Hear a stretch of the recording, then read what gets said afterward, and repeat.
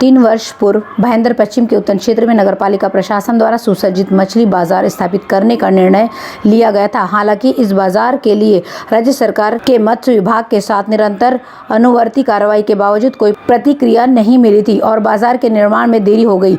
उत्तर भाईंदर के पश्चिम में एक क्षेत्र है। क्षेत्र की विस्तृत तटरेखा के कारण नागरिक मछली पकड़ने के व्यवसाय पर निर्भर हैं।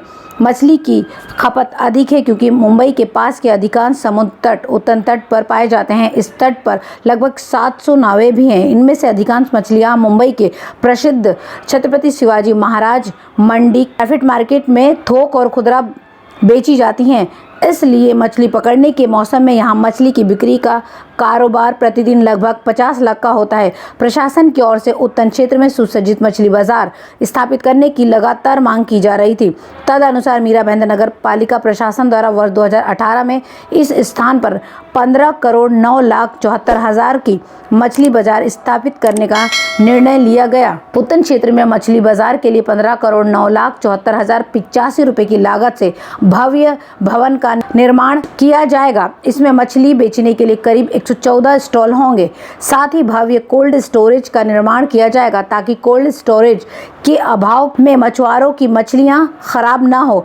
इसी तरह आने जाने वाले वाहनों के लिए 2 प्रवेश द्वारों वाला कार पार्क बनाया जाएगा जैसा कि आवश्यक प्रतीत होता है। इस कार्य की आधी लागत नगरपालिका प्रशासन द्वारा वहन की जाएगी और आधी लागत राज्य सरकार के मत्स्य विभाग द्वारा वहन की जाएगी। कार्यकारी अभियंता दीपक खाम्बित ने कहा है कि उत्तर में पहले से एक मछली बाजार है जिसकी हालत खराब है, इसलिए उन्होंने एक नया मछली बाजार स्थापित करने का फैसला किया है। इसके लिए मत्स्य विभाग को सूचना भेज दी गई है और जल्द ही मछली बाजार की स्थापना की जाएगी।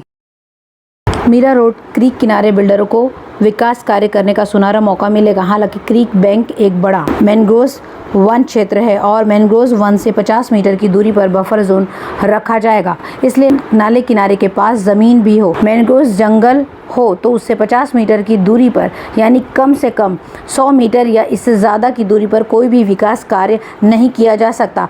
खाड़ी की CRZ रेंज शुरू में 200 मीटर थी, इसके बाद इसे 100 मीटर किया गया। अगर इसे अभी कम करके 50 मीटर किया जाता है तो भविष्य में समुद्र का स्तर बढ़ता है तो यह नए निर्माण के लिए पहला झटका होगा। पिछले कुछ वर्षों से अल्पकालिक मूसलाधार बारिश में वृद्धि हुई है। तटीय क्षेत्र तूफान की चपेट में रहते हैं।